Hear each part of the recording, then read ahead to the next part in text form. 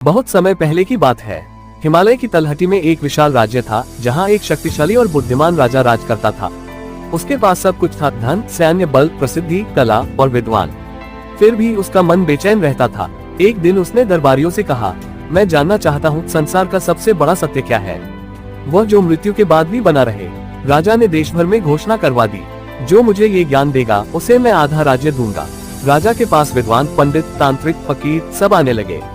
सबने ग्रंथों के श्लोक सुनाए, तर्क दिए, पर राजा संतुष्ट नहीं हुआ।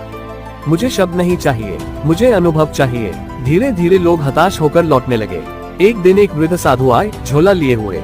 उनकी आंखों में गहराई थी, चाल में शांति। उन्होंने राजा से कहा, राजन, जो तुम खोज रहे हो वो महलों में नहीं मिलेगा। उसे पाने के लिए तुम्हें सब कुछ छोड़ना होगा, ताज, सिंहासन, नाम। राजा हंस पड़ा, मैं एक साधारण साधु की बात पर अपना राज्य छोड़ दूं? साधु मुस्कुराए, अगर सत्य इतना सस्ता होता तो सब राजा ही ज्ञानी होते। राजा चुप हो गया। कुछ महीनों तक राजा सो न सका। भीतर एक तूफान था। एक रात वह चुपचाप अपना महल छोड़ जंगल की ओर चल पड़ा, उन साधु की खोज में।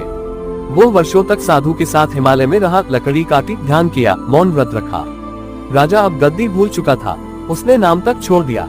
एक दिन साधु ने कहा, आज तुम्हारा अंतिम परीक्षण है, उस गुफा में जाओ और आत्मा से मिलो।